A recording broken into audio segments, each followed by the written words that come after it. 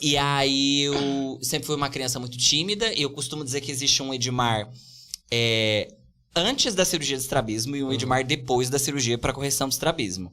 Que foi onde as coisas se desabrocharam aí. Você acha que isso aí deu uma mudança pra você? Nossa, total. Acho que todo mundo tem algum problema ocular, assim, um problema nos olhos e tal.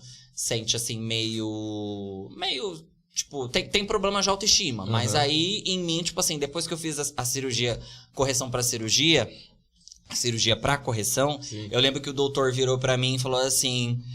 pronto, Edmar, agora eu já fiz a minha parte, eu não tenho peça mais de fábrica, porque eu tinha 68 graus de desvio. Nossa, hoje só me restam somente 8. Aí ele falou, agora você tem que cuidar daqui.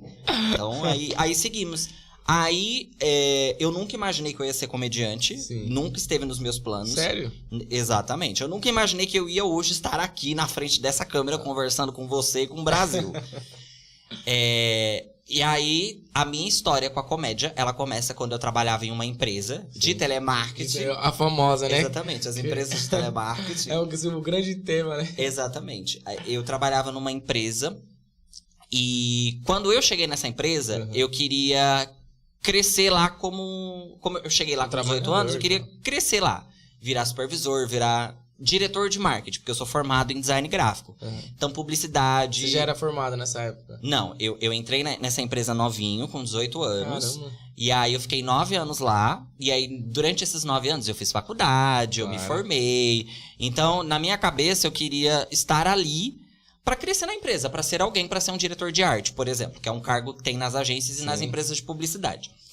E aí, todo o processo seletivo que tinha, eu nunca passava. E aí a resposta era sempre a mesma do RH, né? Né, vimos o seu perfil não tá de acordo com a vaga. E eu tinha ótimas recomendações, ótimas referências e tudo mais. E aí, em janeiro de 2018, eu participei a última vez de um processo seletivo no meio corporativo. A analista do RH me ligou no meu telefone, porque, tipo assim, eu prestei o processo seletivo pra minha área, designer gráfico. Porque eu sou uma bicha formada,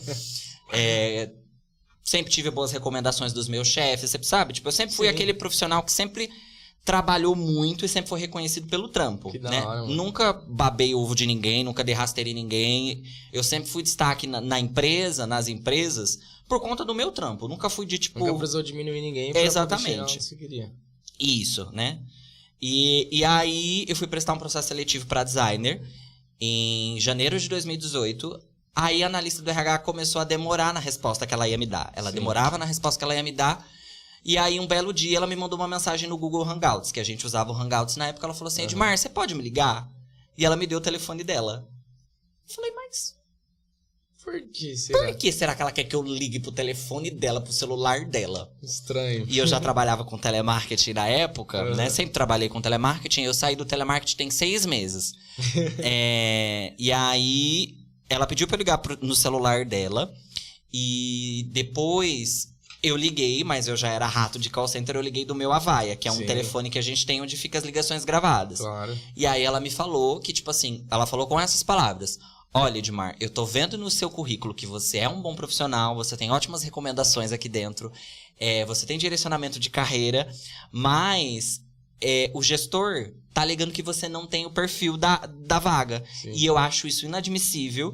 Eu vou pedir pra você procurar os seus gestores, porque existem coisas que estão fora da minha alçada.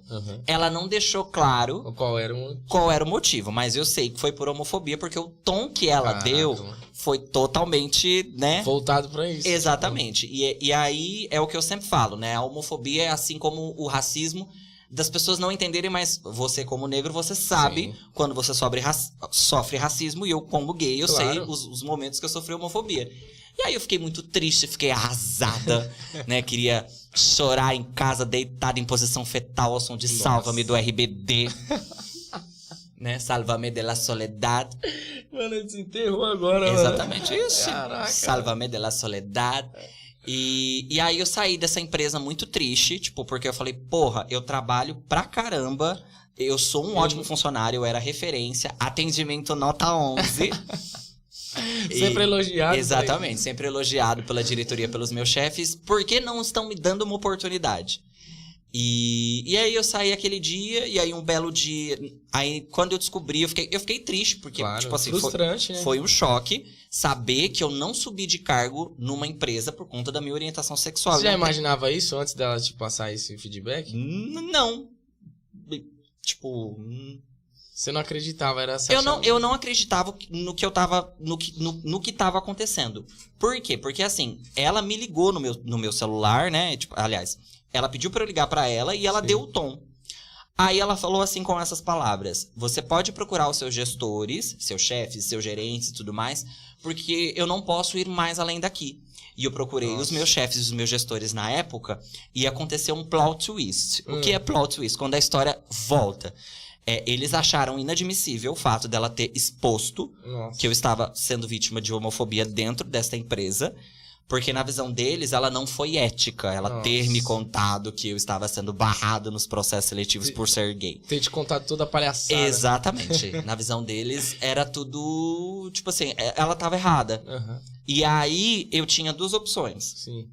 Se eu fosse em frente, a moça do RH ela ia ser demitida, porque ela me contou a palhaçada que estava acontecendo. Sim. Então, eu decidi calar a minha boca e manter o meu emprego, porque se eu fosse em frente, ela iria ser demitida e eu não queria ser culpado. Que opressão. Hein? Exatamente, eu não queria ser culpado pela demissão de alguém. Tipo assim, não era ela que tinha que ser demitida, e sim era o gestor. Sendo que eles que estavam errados. Exatamente, então tinha que ser ela. E aí eu decidi calar minha boca pra manter o meu emprego na época.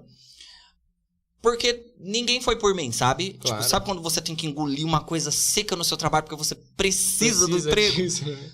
Foi tipo eu, assim. Tipo, e aí que babo. eu saí, tipo assim, fiquei mal e tal, né? E aí eu falei... É foda, né, mano? Sim, eu achei muito dark, assim, eu ter vivido isso. Mas aí, saindo de lá... Eu conversei com umas amigas minhas e aí minhas amigas falaram assim, você não vai ficar triste, vamos te levar pra um lugar pra você dar risada. Sim. E aí foi a primeira vez que eu fui no Comedians Comedy Club.